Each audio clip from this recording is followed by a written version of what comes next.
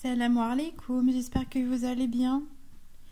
Bienvenue sur ma chaîne, on va aujourd'hui continuer la lecture sur les histoires des prophètes. Et aujourd'hui, c'est l'histoire du prophète Salih alayhi salam.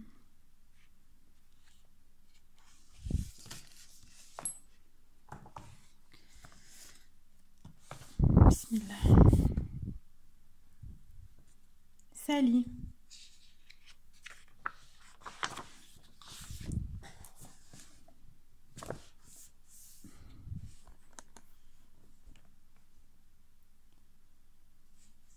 Nous sommes dans le désert du Hijaz, dans une région située à 380 km au nord-ouest de Médine. Les maisons des alentours appartiennent à une tribu semblable à celle des Ahad. Ce sont leurs successeurs, la tribu des Tsamoud. Les Tsamoud ressemblaient beaucoup aux Ahad. Ils avaient la même force et la même corpulence, et avaient su, eux aussi, creuser de solides habitations dans les montagnes. Ils possédaient une importante source d'eau au centre de leur village dans laquelle tous les Tsamoud s'approvisionnaient.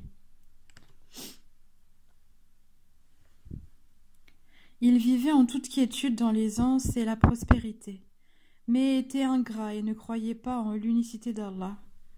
Ils adoraient des idoles, leur réclamaient des bienfaits et les craignaient pour leurs éventuelles punitions.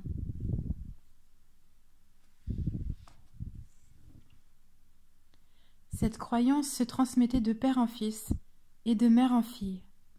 Parmi les enfants, il en existait un qui ne voulait pas croire aux idoles. Il s'appelait Salih, paix sur lui. Et ce petit garçon, du haut de son jeune âge, avait décidé de ne croire qu'en Allah et de ne jamais lui attribuer d'associé.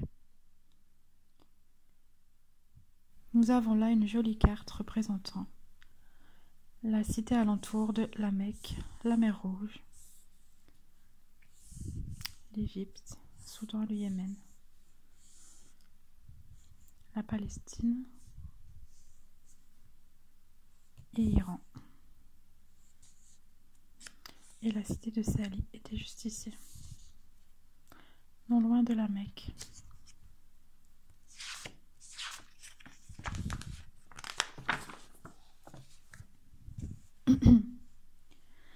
Et nous avons envoyé aux Tsamoud leur frère Salih, qui dit : Ô mon peuple, adorez Allah, vous n'avez point de divinité en dehors de lui. De la terre, il vous a créé et il vous l'a fait peupler et exploiter. Implorez donc son pardon, puis repentez-vous à lui. Mon Seigneur est bien proche et il répond toujours aux appels.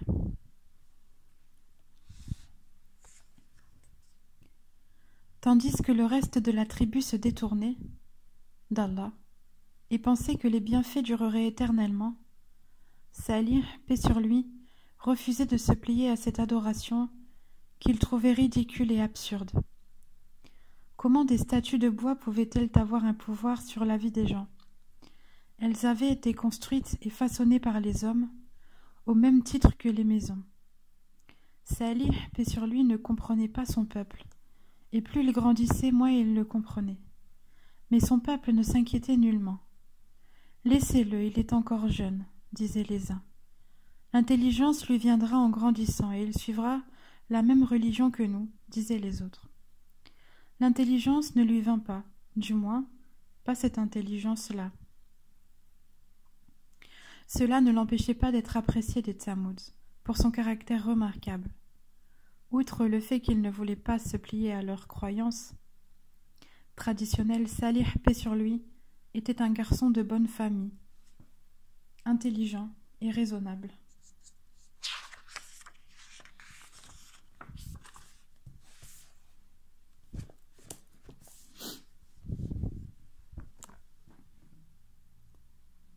Il était très souvent consulté pour les affaires de la tribu. De plus, Il ne s'était jusqu'alors jamais permis de critiquer ouvertement le culte de ses pères et frères. Mais au bout de quelques années, Salih, paix sur lui, reçut d'Allah le don de prophétie. Dès lors, sa mission fut tout autre. Il devait transmettre un messager à sa tribu, le message divin, afin de la remettre sur la bonne voie,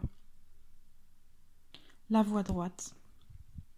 Mais Salih, paix sur lui, était conscient que sa mission ne serait pas simple, car c'était contre les traditions ancestrales et des années de culte qu'il allait devoir se battre. Le chemin vers la vérité s'annonçait rude et éprouvant, mais Salih, paix sur lui, était doté, comme tous les prophètes, de toutes les qualités morales et physiques, permettant de supporter de telles épreuves. Nous envoyâmes effectivement vers les Tsamouds leur frère Salih, qui leur dit « Adorez Allah ». Et voilà qu'ils se divisèrent en deux groupes qui se disputèrent.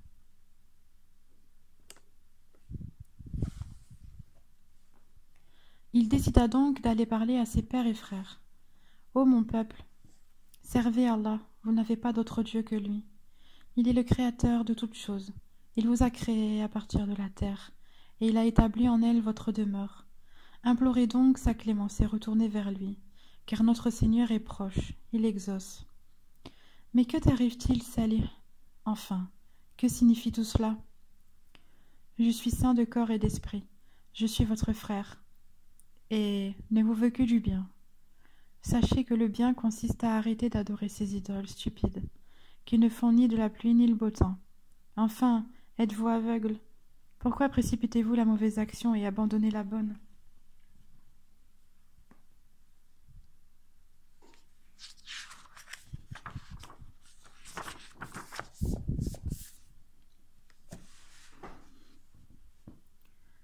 Comment oses-tu nous parler ainsi?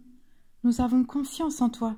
Tu étais pour nous jusqu'ici un sujet d'espérance raisonnable, doté d'une humeur égale et d'une maturité remarquable. Si un jour le malheur devait frapper l'un de nous, nous espérions que tu nous serves et que tu sois pour nous un soutien dans les moments difficiles. Mais toi, que nous dis-tu? Tu nous conseilles d'arrêter d'adorer ce que nos ancêtres ont adoré des siècles durant. Nous ne renoncerons jamais au culte que nous pratiquons depuis l'enfance. Tu peux continuer à tenter de nous égarer et à faire tous les caprices que tu veux. Désormais, nous ne t'écouterons plus. » Ils dirent « Ô Salih, tu étais auparavant un espoir pour nous. Nous interdirais-tu d'adorer ce qu'adoraient nos ancêtres? Cependant, nous voilà bien dans un doute troublant, au sujet de ce vers quoi tu nous invites. »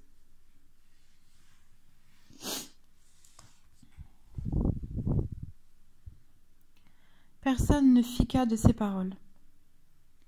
Tous pensaient que la raison lui reviendrait, mais c'était à eux que la raison devait revenir. Salih, paix sur lui, n'abandonna pas. Il tenta par tous les moyens dont il disposait de convaincre ses frères, ce peuple qui était le sien. Il savait que s'il ne réussissait pas, Allah leur infligerait un châtiment digne à celui infligé au peuple de Noé, paix sur lui, ou à celui de Houd, paix sur lui. Mais ces arguments et ces longs discours ne servirent à rien. C'était certainement ta soif de pouvoir qui te fait parler ainsi. Nous comprenons parfaitement tes desseins. Tu veux devenir notre chef, c'est cela. Je n'aspire ni à être votre chef, ni à vous diriger, ni même encore à soutirer vos richesses. Je me moque de tout cela. La récompense n'est pas ici-bas. Elle est auprès de notre Seigneur. Croyez-moi, je suis votre frère. Ayez confiance en moi. Nous ne pouvons pas te croire. Tu es ensorcelé. Tu ne sais plus ce que tu dis.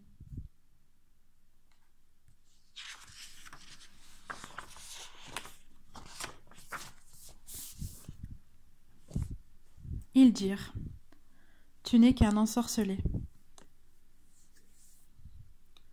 Je sais parfaitement ce que je dis la vérité. Croyez-moi, ne me mettez pas au banc des menteurs. Je vous ai toujours dit la vérité. Depuis un certain temps, tu ne dis plus rien de vrai, tu es au contraire une véritable porte-malheur. Mais si vous m'écoutiez, le malheur cesserait de s'abattre sur vous et laisserait place à la joie, à la sérénité. Accordez-moi une dernière fois votre confiance. Notre confiance à un être qui n'a rien de plus que nous? Tu n'es pas plus intelligent que nous. Faites-moi confiance une dernière fois. Très bien, nous sommes prêts à te croire.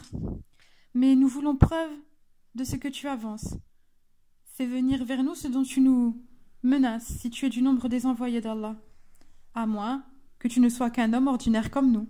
Fais-nous voir un miracle, si tu es du nombre de ceux qui disent la vérité. Quel miracle demandez-vous?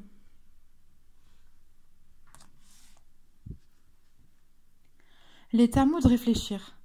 Ils voulurent lui demander quelque chose de difficile à réaliser, quelque chose d'infaisable. Soudain, l'un s'écria « Salih, si tu es véridique dans tes propos, fais sortir de ce rocher une chamelle. Qu'elle soit pleine depuis 10 mois, hurla un autre. Et que son poil soit rouge, rajouta un troisième. Et il faut aussi que cette chamelle soit la plus grande qui soit, qu'on n'en ait jamais vue de pareille, renchérit un autre. Qu'elle marche, qu'elle boive, qu'elle mange de l'herbe. Si tu réussis, alors nous te croirons, dit enfin le dernier. Ce que vous demandez à Allah lui est facile. N'oubliez pas qu'il est le créateur de toutes choses, rétorqua Salih, paix sur lui. Tu n'es qu'un homme comme nous. Apporte donc un prodige si tu es du nombre des véridiques.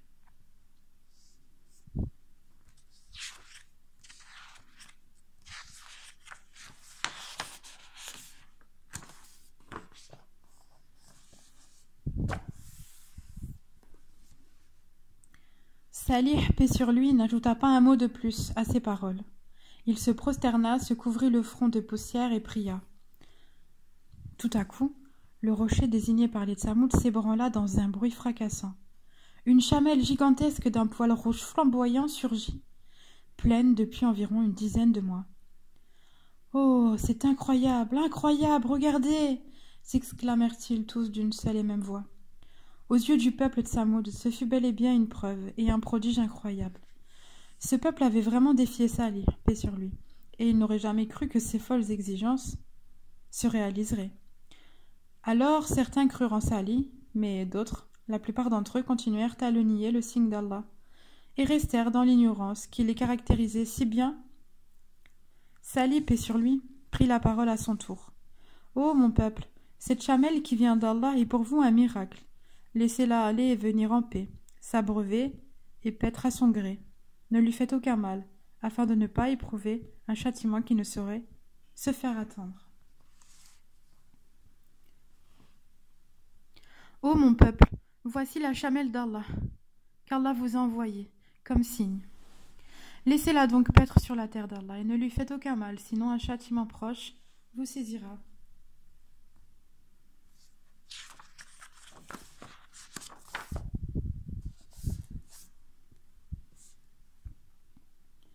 La chamelle tituba un peu, puis se dirigea vers la source d'eau, où elle se désaltéra et ne cessa de boire, que lorsque la source fut tarie. Les Tsamouds étaient consternés.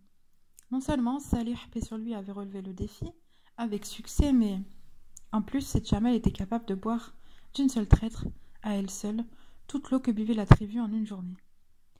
Mais Salih, elle a bu toute notre eau, nous allons dépérir si elle reste parmi nous. L'eau de la source sera un jour sur 2 pour vous, et l'autre jour pour la chamelle, déclara Salih, paix sur lui. Après tout, ils ont demandé à voir la chamelle quand même. Et informe-les que l'eau sera en partage entre eux et la chamelle. Chacun boira à son tour.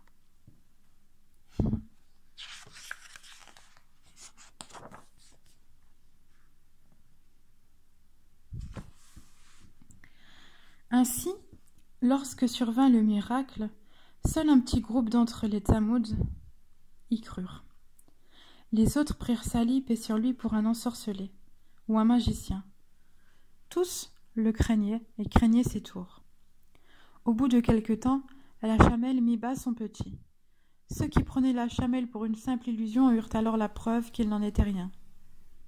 Ainsi, la chamelle et son petit vécurent sereinement pendant 30 années, au sein des Tsamouds, sans qu'aucun homme, aucune femme ni aucun enfant ne les inquiétassent. Pourtant, la chamelle et son petit qui en agaçaient plus d'un. Elle était par exemple tellement lourde qu'elle faisait fuir les animaux sur son passage. De plus, l'eau commençait à manquer aux Tsamouds, et leur haine envers cette chamelle qui les privait grandissait de jour en jour, au point d'en arriver à vouloir la tuer. Parmi eux, 2 femmes conspiraient. L'une de noble lignée, proposa de quitter son époux, qui était un proche de Salih, paix sur lui, pour un cousin Mazda, s'il parvenait à tuer la Chamelle. La deuxième, plus âgée qu'elle, avait 4 filles, dont l'une d'elles épouserait Kadar, s'il réussit également à la tuer. Kadar était un riche notable du pays, un homme puissant, ayant une grande influence sur les autres, et connu dans toute la région. Il pourrait donc contribuer à l'élimination de la Chamelle. Ayant invité les Tsamouds à les y aider, 7 d'entre eux acceptèrent. Ils furent alors au nombre de 9.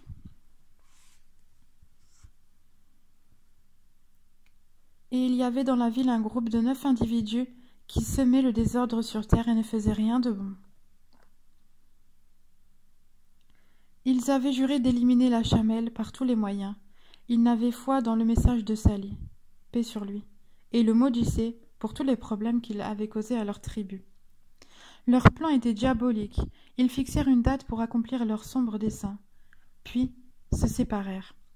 Quelques jours plus tard, au petit matin, alors que la Chamelle dévalait la montagne avec son petit pour aller boire à la source, Kadar, Mazda et les leurs se cachèrent et guettèrent. Lorsque l'immense Chamelle revint sur ses pas, ils sortirent de leur cachette et lui firent face. À sa vue, les 9 hommes prirent peur. Mazda lui lança une flèche. La Chamelle plia les genoux.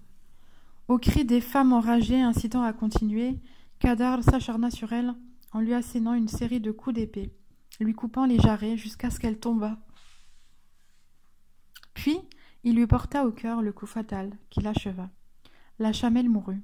Kadar se retourna vers le petit qui s'enfuit aussitôt, vers une haute montagne, en poussant 3 cris terribles, puis pénétra dans un rocher où il disparut comme sa mère en était sortie auparavant. Kadar ne parvint pas à le rattraper.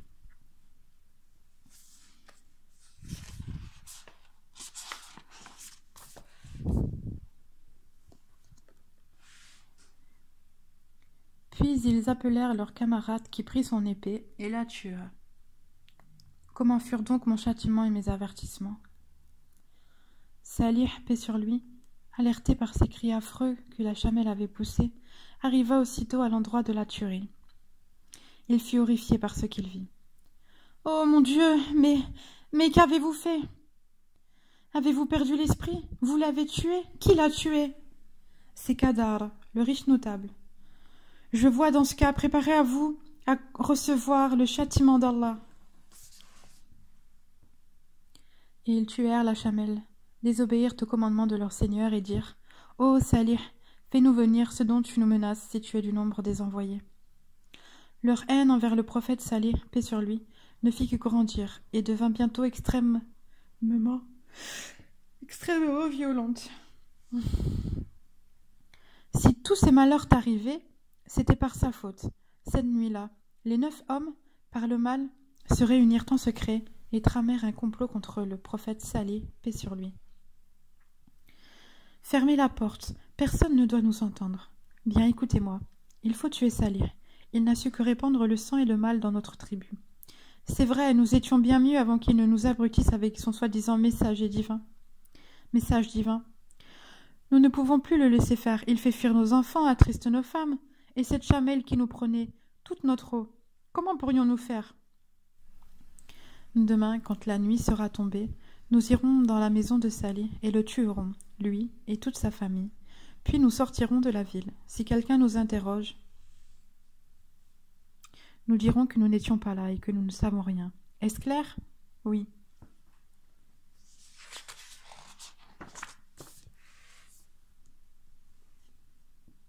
Ils dirent « Jurons par Allah que nous l'attaquerons de nuit, lui et sa famille. » Ensuite nous dirons à celui qui est chargé de le venger « Nous n'avons pas assisté à l'assassinat de sa famille et nous en sommes sincères. »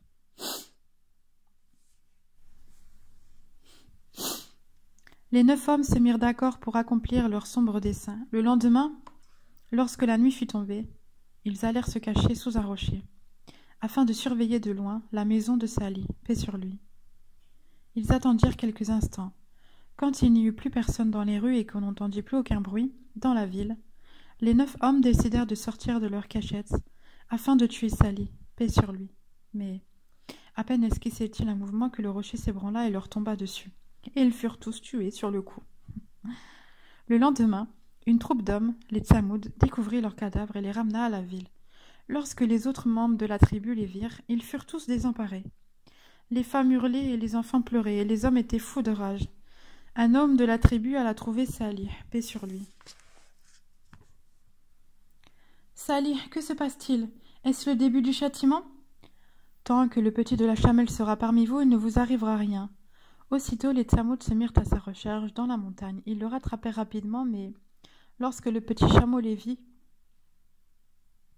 il poussa 3 cris stridents et disparut, envolé. Plus aucune trace alors du petit de la chamelle. Ils le cherchèrent toute la nuit, mais ne le retrouvèrent jamais plus. Ils rentrèrent bredouille en ville. Ils étaient tous terrorisés par le châtiment prédit par Salih, paix sur lui, mais espéraient intérieurement qu'ils ne disent pas la vérité. Ce dernier les accueillit avec un visage empreint de gravité. « Vous avez désobéi, le châtiment d'Allah est proche. 3 jours seulement vous sépare de lui. Profitez pleinement du peu de temps qu'il vous reste, et réjouissez-vous dans vos maisons. La fin est proche. » Ils la tuèrent alors et leur dit « Jouissez de vos biens dans vos demeures pendant 3 jours encore. Voilà une promesse qui ne sera pas démentie. »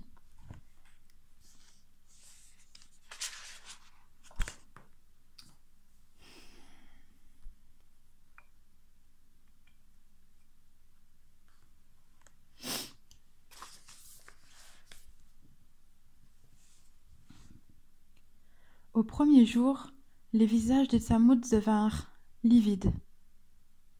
La peur du châtiment annoncé les tenaillait. Le soir arrivé, rien ne s'était encore passé. Au second, les visages rougissaient, sous l'effet d'une angoisse grandissante, car le châtiment ne leur était toujours pas infligé. Au troisième, les visages se noircirent, toujours rien. Le doute s'installa. Fier, il remettait en question les dires de Salih. Paix sur lui. Ce n'est qu'au matin du 4e jour, dès le lever du soleil, qu'un bruit effroyable venant du ciel se fit entendre.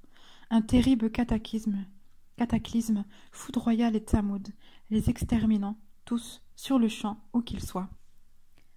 Et le cri saisit les injustes, et les voilà foudroyés dans leur demeure, comme s'ils n'y avaient jamais prospéré. En vérité, les Tsamouds n'ont pas cru en leur Seigneur. Que périssent les Tsamouds.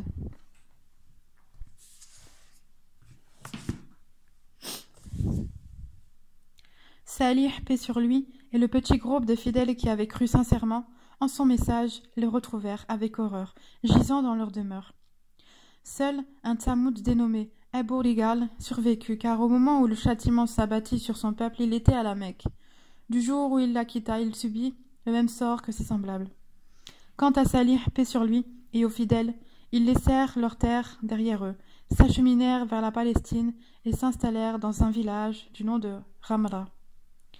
Alors il se détourna d'eux et dit « Ô mon peuple, je vous avais communiqué le message de mon Seigneur et vous avez conseillé sincèrement, mais vous n'aimez pas les conseillers sincères. » Et ils vécurent heureux dans l'adoration de notre Seigneur jusqu'à la fin de leur vie. C'était là que le prophète Salih, paix sur lui, rendit l'âme. Le paradis sera la récompense accordée à ce glorieux prophète, paix sur lui, et à cette poignée de courageux.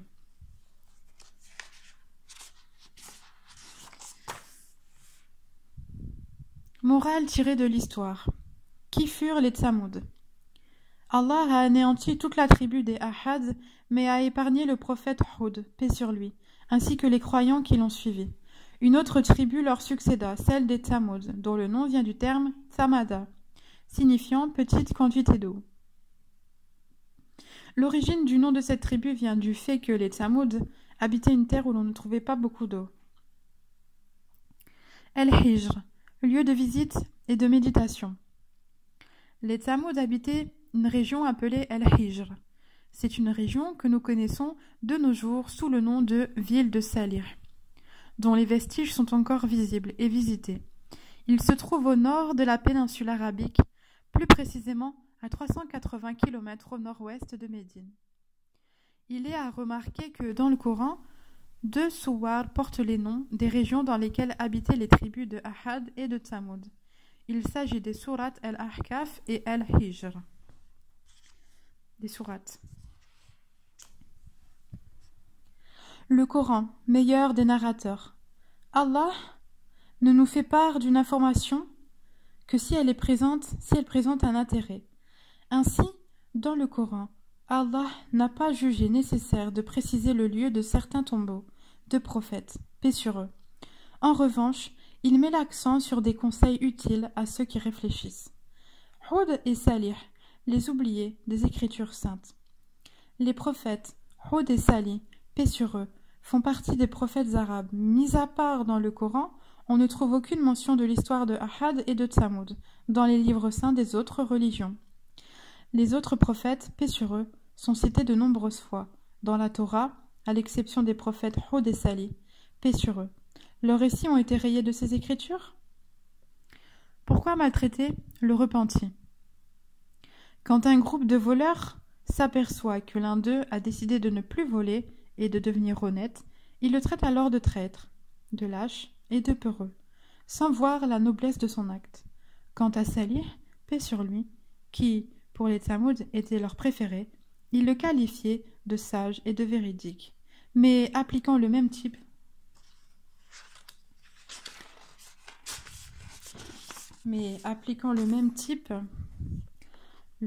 de raisonnement, il ne l'aimait plus parce qu'il avait changé, le traitait de fou, de sorcier et de menteur. Ce changement était tout simplement dû au message d'Allah qui lui avait été transmis. Allah guide qui il veut. Remercie-le donc de t'éclairer pour toi le droit chemin, sans prêter attention à ceux qui voudraient t'en éloigner. Allah dit, ils dirent, « Ô Salih, tu étais auparavant un espoir pour nous. » Le Dieu de Salih est ton Dieu. Salih, paix sur lui, était l'envoyé d'Allah et a pu faire apparaître la plus grande chamelle de couleur rouge qu'on ait jamais vue, ainsi que son peuple le lui avait demandé. Il n'a pas éprouvé de doute durant ces moments difficiles. Quant à nous, nous ne pouvons pas trancher la mer en deux, ni faire jaillir des sources dans le désert. Mais si nous ressentons le doute nous envahir, nous devons faire preuve de patience. Sachons que le Seigneur, qui a sauvé Salih, paix sur lui, est celui que nous adorons, et qui, s'il le veut, nous viendra en aide. Sachons discerner le vrai du faux. Le peuple de Salih, paix sur lui, à l'exception d'une minorité, doutait toujours de la chamelle miraculeuse, même après son apparition, en disant qu'elle allait sûrement disparaître un jour, après que la chamelle ait mis bas. Les Tsamoud buvaient son lait et voyaient son petit de leurs propres yeux. Malgré cela, ils pensaient encore qu'elle n'était qu'une illusion de magie. Néanmoins, en constatant qu'elle buvait bel et bien l'eau de leur puits, ils décidèrent de la tuer. La tuer, alors que, pour eux, elle n'existait pas? Mais comment tuer une bête qui n'existe pas? Qui est le vrai fou? Est-ce Salih, paix sur lui, qui a réellement apporté la chamelle, ou son peuple qui a voulu la tuer tout en disant qu'elle n'existait pas?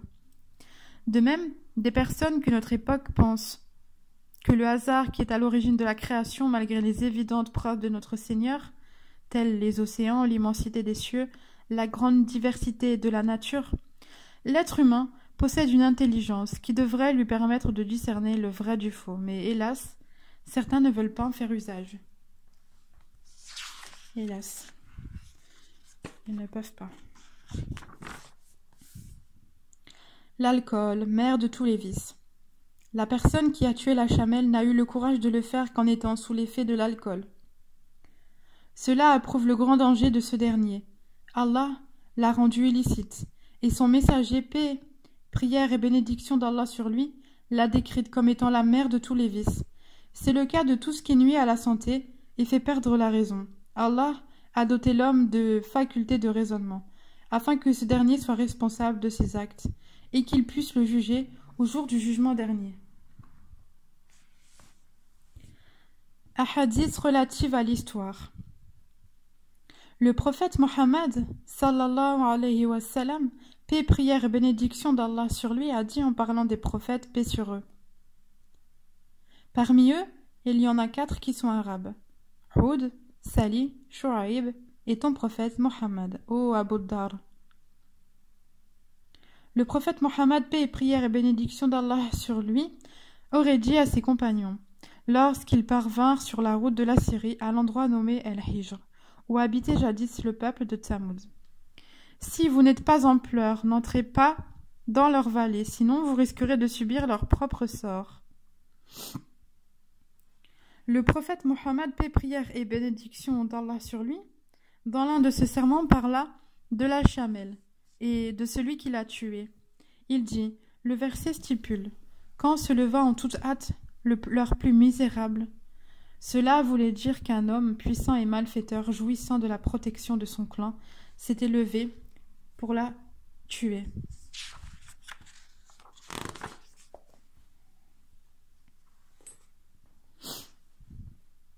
Le prophète, paix, prière et bénédiction d'Allah sur lui, fit un serment dans lequel il parla de la chamelle et de celui qui, après lui avoir coupé les jarrets, la tua. L'envoyé d'Allah, paix, prière et bénédiction de Dieu sur lui, récita ensuite ce verset. Lorsque le plus misérable d'entre eux se leva pour tuer la chamelle, puis il ajouta, l'homme qui se leva était doté d'une grande autorité, turbulent et redouté des siens, tel Abu Zamah. Ensuite, l'envoyé d'Allah, paix et prière et bénédiction d'Allah sur lui, parla des femmes, puis dit, pourquoi l'un de vous fouette-t-il sa femme? Le prophète, paix, prière et bénédiction d'Allah sur lui, en allant au pèlerinage, est passé un jour par une vallée nommée Asfan. Au pèlerinage est passé un jour par une vallée nommée Asfan. Il a interrogé Abu Bakr sur son nom. Abu Bakr a répondu, c'est la vallée d'Asfan.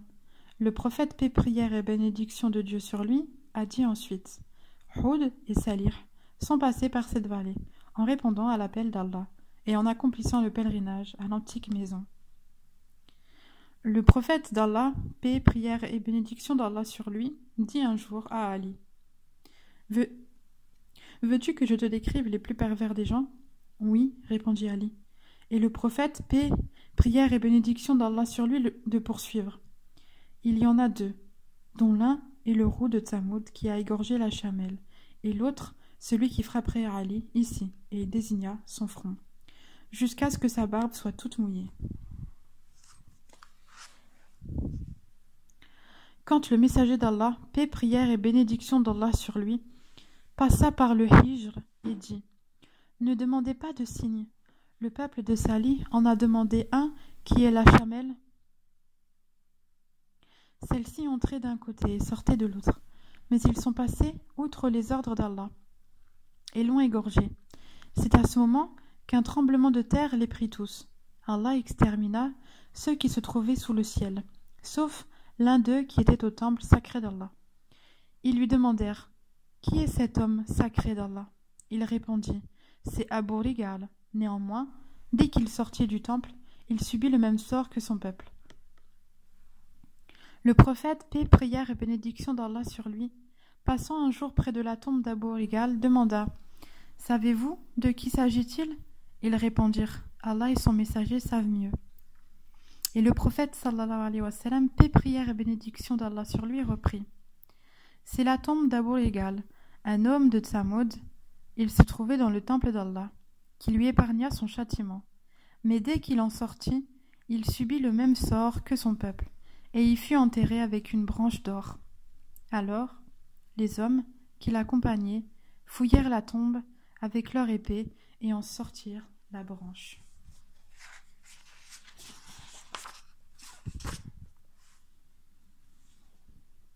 Lorsque le prophète Mohammed, paix, prière et bénédiction d'Allah sur lui, emmena les gens vers Tabouk, il descendit dans leur compagnie dans la vallée de Hijr, près des maisons des Tamoud.